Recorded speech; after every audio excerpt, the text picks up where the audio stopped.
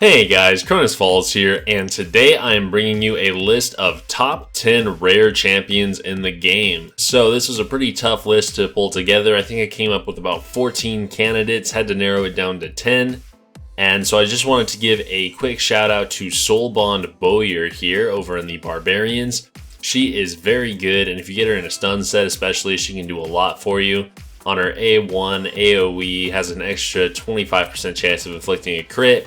So she can put out some pretty decent stuns with the stun set, as well as having some great utility in the rest of her kit. On the A2 here, attacks one enemy with an additional 25% chance of a crit, and will ignore 75% of target's defense, so big nuke for arena. And then on the A3 here, on a 4-turn cooldown, has a 100% chance when booked of depleting the target's turn meter, and as with all of her moves, has an extra 25% chance of inflicting a crit. So, very good champion, but let's go ahead and get into the top 10 here. So coming in at number 10, we have a clan boss specialist. Now, he's not that great everywhere in the game, but he is quite good in the clan boss, especially in the earlier game, and that is going to be Bulwark. So Bulwark just brings a ton of utility. I actually use him on my alt account on my Nightmare team. He's really good there. Pairs really well with Frozen Banshee as well. But on his A1 here, he attacks one enemy 2 times. Each hit has a 30% chance when booked of placing a 15% weaken for 2 turns. So it is a small version of weaken, but still very good. Get a weaken in there, do 15% more damage. Always nice. On the A2 has a 100% chance when booked of placing an HP burn debuff for 2 turns on a 3-turn cooldown. Again, very good. HP burn off of a rare is not quite as strong as off of an epic or legendary for some reason, but still some decent damage being brought in there. And then what he's really known for is his passive here. When attacked, has a 30% chance of extending the duration of all debuffs on the attacker by 1 turn. So that is just really what he's known for. You know, you come in there, you get your decreased defense off, your decreased attack, and then some poisons or whatever, his HP burn. And then when he takes the hits, especially when the clan boss is on an alternate affinity, such as like a green or blue or red, then he can have a high chance of extending everything by 1 turn when he gets hit. So it really just helps you bring out the most of your debuffs. I think out of all of the debuff extenders, he's probably like the second best at actually extending them after Vizier. Someone like a Warlord or a Septimus just don't cut it as far as the level of extension that they can bring. So Bulwark, I would say, is definitely one of the top 10 rares, but I'm putting him at the number 10 spot because he is a bit of a clan boss specialist. He also has an aura here, increased ally defense in all battles by 17%, so very good to bring into the clan boss, 17% defense. And when he slots into that leader position, he takes the stun, which means that he can activate his passive more often. So just all around great champion. Now let's go ahead and move on to our next one here. Again, a little bit of a clan boss specialist, but she also has some utility elsewhere, and that is Frozen Banshee. Now Frozen Banshee, once she got her AI fixed, has become one of the best poisoners in the game by far. I think only a Cult Brawler can really step up to her as far as poisons go. And you know, they're both pretty nutty. It's argued whether or not one is better than the other. And for that reason, Frozen Banshee has to be on this list. She also comes in on Dragons, so that's why she's going to come a little bit above Bulwark. But on her A1 here, attacks one enemy 2 times. Each hit has a 100% chance when booked of placing a 5% poison debuff for 2 turns. If the target is under a poison sensitivity debuff. Now she does bring that debuff on her A3 here on a 3-turn cooldown. It is a 100% chance, so very strong. She deals 25% more damage on all of the poisons with this, with a 100% chance of putting 2 of them on her A1. It's just an amazing combo. Now if you're running her too slow, or let's say either on a slow clan boss team without counter attack, then she's not going to be the best for you. You know, you need to either get her going really fast in order to be able to use her A3 and then get her A1 off a couple of times, Or you need to put her in counterattack where she can get off her A3 and then counterattack twice to put some poisons with her A1. So keep that in mind. She's not the best poisoner for everyone, but if you have a decent setup, then she can definitely come in there and do some good work for you. Her A2 here, also not bad. Attacks one enemy, fills the turn meters of all allies by 2% for each debuff on the target. This is on a 3-turn cooldown as well. She will use it on waves, but she will not use it on bosses, which is actually a good thing. It allows her to work in a counterattack team. It would be nice if you could potentially actually choose what skills she would use, so she could get off this ability if there was a full debuff slot. But I mean, that being said, you can do it. You just have to go on manual, so it just depends on what you want to put into it. That would just be useful for a speed team. She also has an increased ally accuracy in all battles by 35 aura, which again, not bad. You can bring that into clan boss if your accuracy is not high enough, but if she is taking stuns and not getting cleansed, then she's going to lose a lot of her poison factor. She also doesn't have the highest base defense in the world, although it's not bad.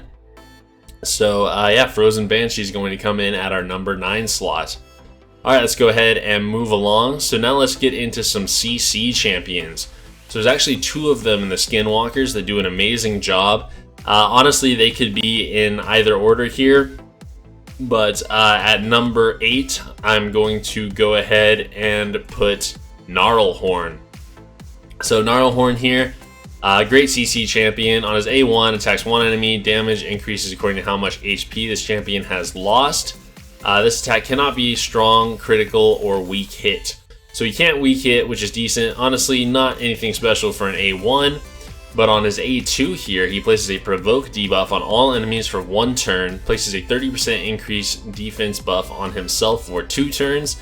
This is on a 3-turn cooldown. So AoE provoke, very good. He's going to be taking all of the hits. They're going to have to use their A1s. It's on a 3-turn cooldown, so pretty solid. And then on the A3 here, places an unkillable buff on this champion for 2 turns on a 3-turn cooldown. So basically he comes in here, he uses his unkillable, and then the next turn he uses his provoke, or vice versa. You know, I'm not sure exactly what he does on auto. He probably uses the provoke first, but still keeping himself unkillable for 2 turns while provoking the enemies, very good. As long as you've got someone in there to heal him up when he's not unkillable, then this guy is an absolute beast for provoking. You can use him in Spider, basically any dungeon to have the waves come in on him. He is an HP champion, so he's got pretty decent base HP. Not the greatest defense in the world, but he also brings an aura. Increased ally defense in dungeons by 27%, which is a really good aura for a rare. Dungeon auras are pretty solid. This is better than Apothecary's, just for some frame of reference, so definitely a good champion. Let's go ahead and move on to his brother over here, Greybeard. So I tend to prefer Greybeard just because I'm not so much looking for him to take a lot of damage. So obviously with Narwhal Horn, you know, you're provoking, you're having them come in and hit you. With Greybeard here, on his A1, he also has a provoke. He attacks one enemy, has a 50% chance of placing a provoke debuff for 1 turn. That books up to 75% chance. So again, he can provoke people, have them come in on him. And that works well with his A3 here, which places a shield buff on himself for 2 turns. Has an 80% chance, which is 100% when booked, of placing a counterattack buff on the champion for 2 turns. The value of the shield is proportional to defense. This buff cannot be removed. So this guy has decent base defense, 11-12. And so he comes in here. He puts on a pretty decent sized shield, actually. I think it's, for mine, probably about 1/3 of his HP. And he's got the counter attack going as well. That works really well with the provoke. So he goes out, he hits someone with his A1, he provokes them, they come back, hit him, then he gets to counter attack them and places provoke again. So just really solid stuff there, synergy on the A1 and A3. But what he's really good for is on his A2 here, attacks all enemies, has a 40% chance when booked of placing a freeze debuff for 1 turn.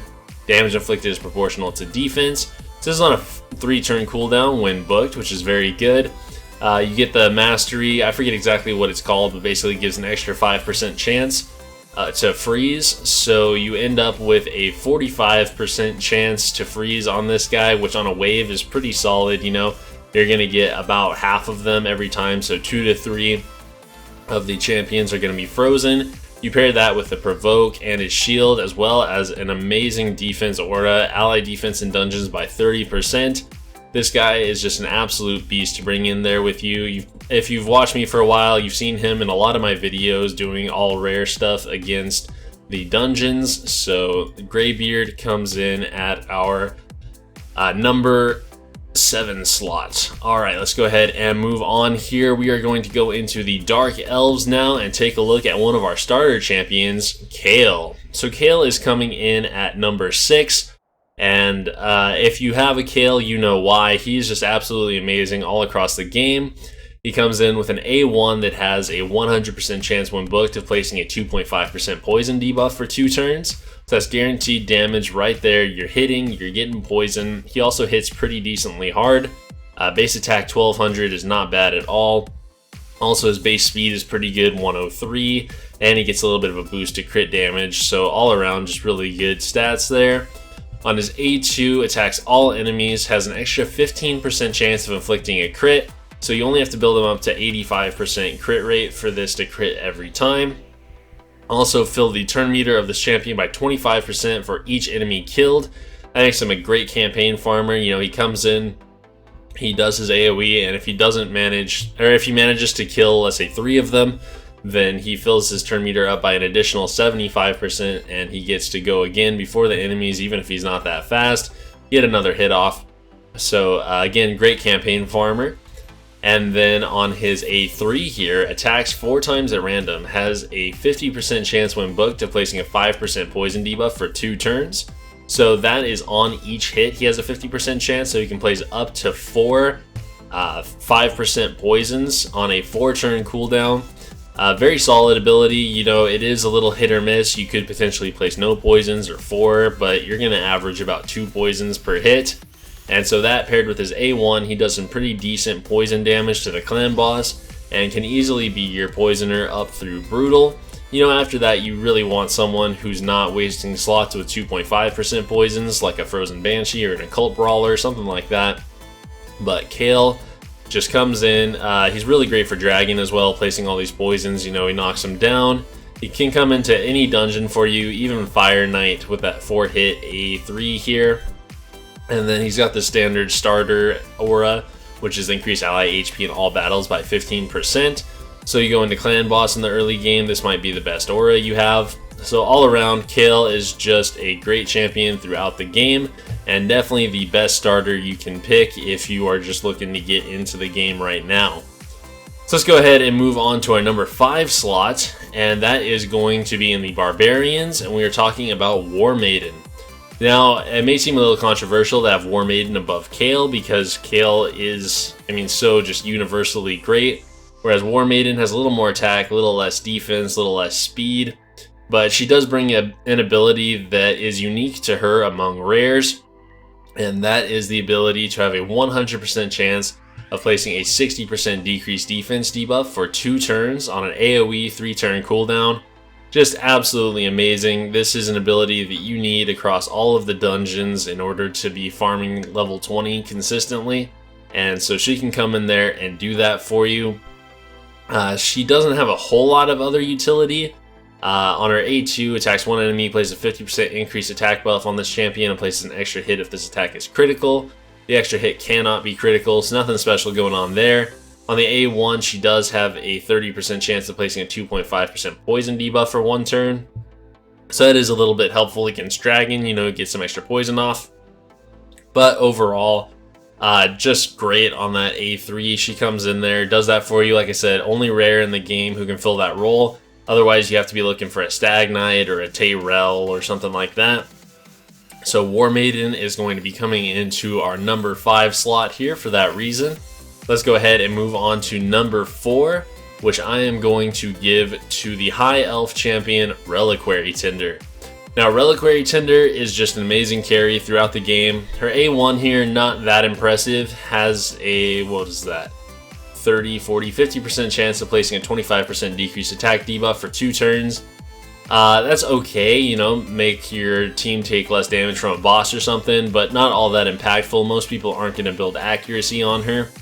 But her A2 here is amazing, removes all debuffs from all allies, then places a 15% continuous heal buff on them for 2 turns. This is on a 3-turn cooldown.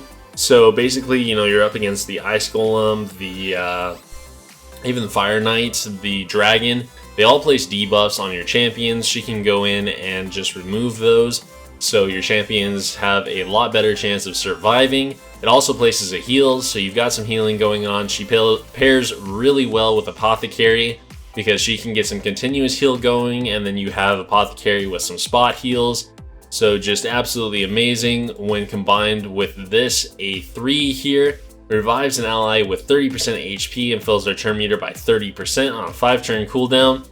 Now, a lot of people don't like this so much. I think, who was it? Stu Gaming was complaining about this, that it's only 30% HP and 30% turn meter. You know, they can just go down immediately. Like I said, she's not meant to be a solo support. You pair her with Apothecary typically, and so she comes in, she revives them. Then you get the spot heal. They're back up to basically full health and ready to go again. So I just think she's an amazing carry. I use her again in all my all rare stuff. She makes it all possible by bringing those revives. Those cleanses are clutch, absolutely, especially against like the Ice Golem when he freezes you, or his minion gets that AoE decreased defense going. So Reliquary Tender is going to be here in my number 4 slot. She also, just to mention, can come in on a counterattack team since her cleanse is on a 3-turn cooldown. She can come in there and fill that role, so she gets you some healing, and after you take the stun, she can use the cleanse in order to just stop you from taking a stun. Basically, you know, you cleanse your leader like a bad Alcazar would do, and that way you get to continue using your abilities in the proper order and it doesn't mess anything up. So all around, Reliquary Tender, great champion, and she comes in at number 4. Now let's move back to the Dark Elves for number 3, and we are going to be looking at Coldheart. So where are you? There she is. So Coldheart, absolutely amazing across several areas of the game. She's good for early game clan boss because on our A1 here, she attacks 4 times at random. Each hit has a 25% chance of placing a 100% heal reduction debuff for 2 turns. So while the heal reduction isn't great, and it is a 35% chance when booked, by the way, while that's not great for clan boss, having Giant Slayer on her does a ton of damage to the boss. With 4 hits on an A1, it's just absolutely nuts. Pair that with her Heartseeker, which does damage based on enemy max HP, and she just puts out some serious numbers on the early game clan boss. We'll get to this ability in a second here. Let's go ahead and move on to the A2. Attacks all enemies, has a 30% chance, 35% when booked, of placing a 50% decreased act debuff for 1 turn. Places a 5% poison debuff for 2 turns if the target is under a heal reduction buff. This is on a 3-turn cooldown, so 3-turn AoE, pretty good. Can do a poison as well, so not bad. Definitely not her best ability, but not a bad ability to be sure. And now let's look at her A3 here, which is Heartseeker. Attacks 1 enemy, decreases the target's turn meter by 100%. So there is a little bit of a difference between decreasing the target's turn meter by 100% and fully decreasing the target's turn meter.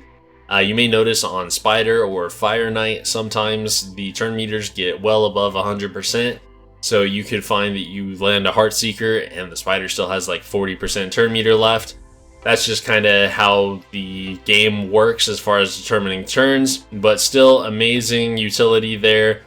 Turn meter reduction is probably the most important thing for Spider and Fire Knight. It also has an extra 30% chance of inflicting a critical hit, so you only have to build her up to 70% crit rate, and damage increases according to enemy max HP, so she hits amazingly hard with this ability.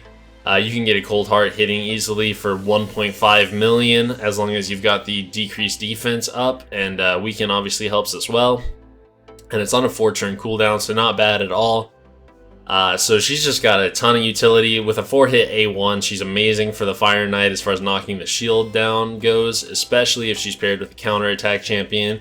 You know, you come in there, hit an A1, and then you get a counterattack, hit another one, and that's already, several off of the shield. I mean, it's just 4 based off of 1 A1, so she really makes up for having some champions in there with a single hit A1. Unfortunately, with her AI, she will throw Heart Seekers and Art of Pain into the shield, which is really unfortunate because obviously he takes very little damage when that's up. So that's something to be concerned with. She's also very squishy, so she could go down pretty easily. You definitely have to run her with a good team that can either revive her or keep her alive. So keep that in mind if you're bringing her into Fire Knight. But just overall, great champion. Alright, so let's move on to our number 2 slot here, and that is going to be in the Ogryn tribes. We are looking at Bellower.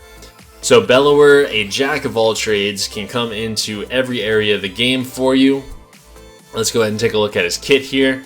So his A1 attacks all enemies, has a 20% chance of placing a block cooldown skills debuff for 1 turn. That books up to a 30% chance. And block cooldown skills is amazing, forces them to use A1. So it's good for arena, it's good for dungeon waves, just really a great utility to have on an A1. And it is AoE, so you could lock out 2 or 3 of them in a single hit. So overall, very good A1. On his A2 here, attacks all enemies, has a 50% chance or 75% chance when booked of placing a 15% decreased speed debuff for 2 turns. That's on a 3-turn cooldown when booked. And so decreased speed is very nice. It allows you to take more turns to your enemy's turns, which is always a good thing. Faster you're going, the better chance you have of winning. And then on the A3 here, attacks all enemies, has a 100% chance when booked of placing a 25% decreased attack debuff for 2 turns and a 30% decreased defense debuff for 2 turns. This is on a 4-turn cooldown when booked. And while those aren't the greatest utilities in the world, since they are the small versions, they're still good to bring in, especially in the early game. Even against clan boss, if you don't have a decreased attack champion, at least Bellower's giving you a little bit there. So overall, just very good kit. As far as campaign goes, he can easily be your campaign farmer. He's the one I run. I have him on a consistent 6-second farm. So he's amazing at that. All of his abilities are AoE, so as long as he hits hard enough, he can do that for you. But if you want to bring him into dungeons, you throw him into a stun set. Every one of his abilities is AoE, like I said. So every time you hit, you have an 18% chance of landing a stun, which can be a 23% chance if you have the mastery. So 23% chance on an AoE is great. You're probably going to land at least 1 stun, probably, hopefully 2. So if you have him going fast as well, if he goes twice per the enemy's 1 turn, then maybe he could land 3 stuns out there, and then you've only got 2 people coming in on you. So overall, there's just so much you can do with him. You can build him tanky with stun, you can build him mega damage. He also is really good to bring in on like a Minotaur 15 run. I put him in there because he just does so much damage. He helps me clear him out super quickly on the waves, and then I get to the boss and just nuke him down. And then finally his aura here, increase ally speed and faction crypts by 15%. Not bad, obviously faction crypts is a pretty small part of the game, but still, just having that little bit of aura is nice. He makes him more of a well-rounded champion. And he's amazing in Faction Wars, by the way. I think I cleared up through, stage 10 or so just with him in a full damage build. So if you grab, 2 of them, throw them in a stun set, bring them into Faction Wars with some other champions, they're just going to be stunning everyone, never get to take a turn. So overall, Bellower just has a ton of utility in the game and definitely deserves to come in at the number 2 slot, or some people might even argue number 1. But for number 1, I am going to have to give it to the High Elf carry himself. He's got carry in his name. He is Apothecary. So Apothecary, he's just an absolute bamf of a rare. He comes in here with a 3-hit A1. So you throw him in Giant Slayer. He does a fair amount of damage to bosses, both the clan boss and dungeon bosses. So he gets some utility out of that. Also with his A2, heals a target ally by 35%. That is 50% when booked. This heal can be critical. It's on a 2-turn cooldown, first of all, so he can heal a lot. And second of all, if you do manage to get it to hit critical pretty often, that's going to be a 75% heal when booked. So just a ton of healing going on there, spot healing. Like I said, he's very good when paired with Reliquary Tender. You come in, revive someone, and then he throws out a spot heal, which he'll typically have up, because like I said, it's only a 2-turn cooldown. And he'll bring them back up close to full health, and you're just continuing on. But the main thing, obviously, the Apothecary is known for is going to be his turn meter boosting. So he places a 30% increased speed buff on all allies for 2 turns, which is very good. Like I said, the faster you're going, the faster you're winning. And he also fills the turn meter of all allies by 15%. So this is on a 3-turn cooldown. You're getting a ton of speed, you're getting your turn meter boosted, and you build him quickly. Obviously, he does have a base speed of 106, which is very good for a rare. So you're just coming in, having him go at like at least 250 speed typically by the end game, and he's just bringing around turns for you and keeping it going. So the faster you have him going, the faster the rest of your team is going to be going, and the easier it's going to be to win. He came into all of my dungeon teams all the way through level 20, and haven't regretted it for a second. Apothecary is definitely the best rare out there as far as progression goes. He was even in my clan boss team all the way up until I was able to almost 4-key Ultra Nightmare. I did have to take him out to Firmasha Lead in order to get a more consistent 4-key. But Apothecary is just an absolute beast for a speed team. Pair him with an Arbiter on a speed team, and you get, your speed boost, turn meter boost from him, as well as more from Arbiter. You just go super fast. So overall, amazing. He also does bring this allied defense in dungeons by 21% aura. So he comes in there for dungeons as your leader, gives some more survivability off of the aura, and just all around great. So if you have an Apothecary, definitely invest in him. I wouldn't say he should be your first 60 by any stretch of the imagination. He actually does a really good job at 50. So you bring him up to 50, you get the rest of your team up to 60, he'll be in there supporting them. And then once you get him up to 60, you can get some extra speed on him, and he will just do absolute wonders for you. So that's going to be it, guys. Those are the top 10 rare champions in the game. Let me know if you disagree, if there's someone that I left out, anything at all in the comments down below. Also, make sure to join the Discord, link in the description, where we can talk about anything you want, advice, anything like that. I'm always happy to help you guys out, and subscribe if you have not already. Thanks for watching.